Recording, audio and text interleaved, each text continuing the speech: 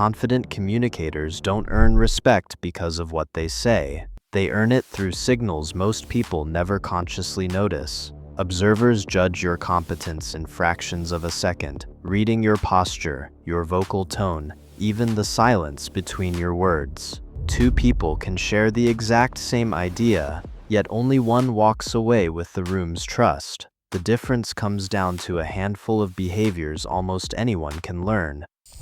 This physical evaluation begins long before a speaker shares an outline or shakes a hand. Human brains rely on a process called thin slicing, making stable judgments about an individual's competence and warmth within 100 milliseconds of exposure. The body functions as the primary signal emitter.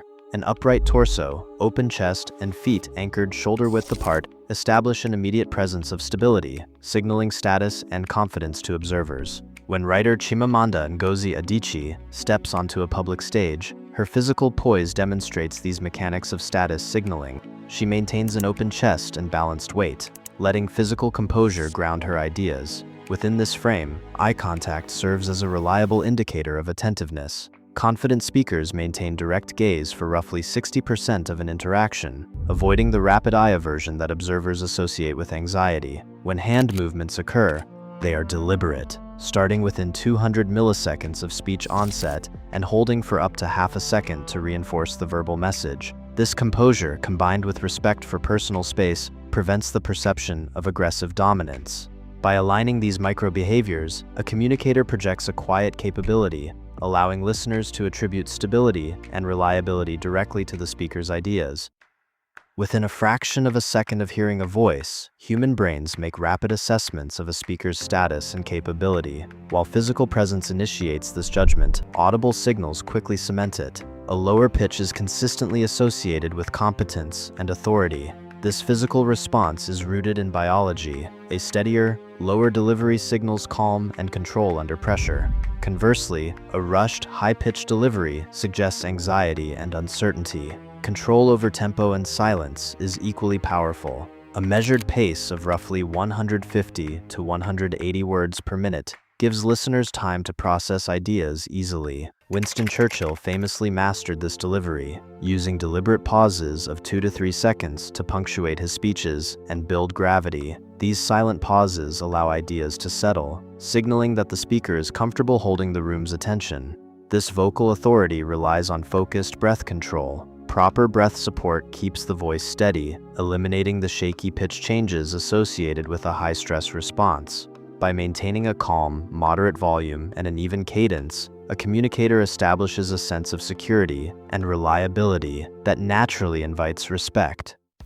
True communicative power requires a shift from projection to reception. When an individual listens actively, they execute a highly disciplined form of social signaling. Instead of planning their next sentence, they use brief, nonverbal cues. Soft nods and short, vocalized agreements, known as minimal encouragers, keep the speaker engaged without interrupting their flow. When it is time to reply, rather than immediately asserting an opinion, the listener employs reflective paraphrasing, restating the speaker's core message to confirm understanding. This simple act triggers the psychological principle of reciprocity. When people feel genuinely heard, they instinctively offer respect in return.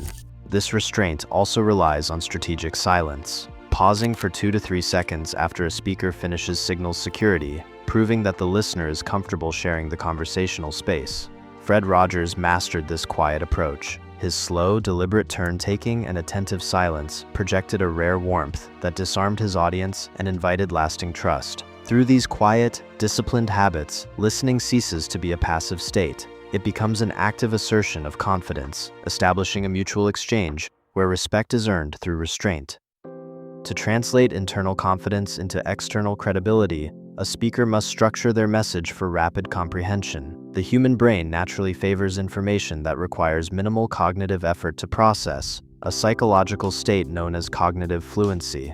When language is highly fluent, listeners automatically judge the speaker's ideas as more truthful and reliable. This structured fluency begins with a clear, one-sentence headline that immediately orients the listener. From there, communicators deploy a predictable message architecture: point, reason, and example. This logical progression reduces confusion, while deliberate signposting marks transitions between key ideas. By reducing verbal fillers like or you know, the speaker ensures the message remains uncluttered. During the 1963 March on Washington, Dr. Martin Luther King Jr. masterfully demonstrated this structural clarity. His rhythmic cadence and repeated "I have a dream" architecture provided a predictable, highly fluent pattern that listeners could easily follow. This message design drove cognitive fluency, turning a complex social vision into an easily processed, highly persuasive reality that mobilized millions. The boundary between confidence and arrogance is felt in a room before it is ever named. While a confident communicator relies on composure, restraint, and mutual respect, an arrogant speaker trades warmth for sheer control. Genuine confidence leaves space for other people, using deliberate pauses to welcome dialogue and listen. Arrogance, by contrast, attempts to override the conversation through constant interruption, dismissal, and elevated volume.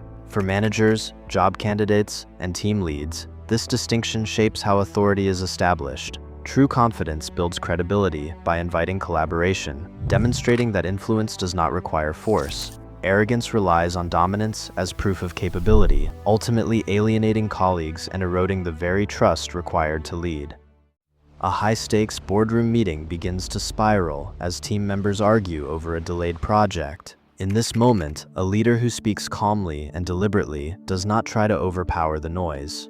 Instead, by lowering their pitch and introducing steady, silent pauses, they reset the room's energy, shifting the focus from panic to problem-solving. This controlled composure immediately establishes their authority. In a job interview, a candidate avoids rambling when asked a complex question. By leading with a single, clear headline and structuring their response with one concrete example, they reduce the cognitive load on the interviewer. This clarity makes their experience feel instantly more credible. Within everyday team discussions, the dynamic shifts when individuals stop competing to be heard.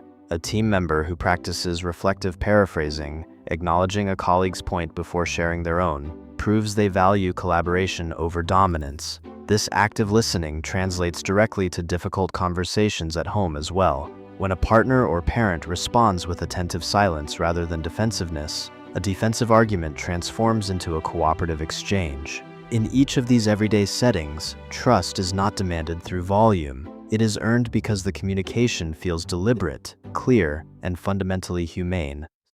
Standing tall with shoulders back while inhaling for 4 seconds and exhaling for 6 seconds over a span of 60 seconds physically stabilizes the body before any interaction. During speech, inserting a 2 to 3 second strategic pause before key assertions signals composure. When framing a response, applying a single headline followed by one supporting sentence minimizes cognitive load on the listener. In active conversation, executing the listen, paraphrase, ask sequence, beginning with "so you're saying" and concluding with a targeted follow-up question, immediately builds trust. Committing to a 7-day experiment by practicing one of these behavioral drills daily and observing listener feedback transforms communication from an abstract concept into a repeatable skill. Respect is not an innate trait, it is the direct result of these physical habits.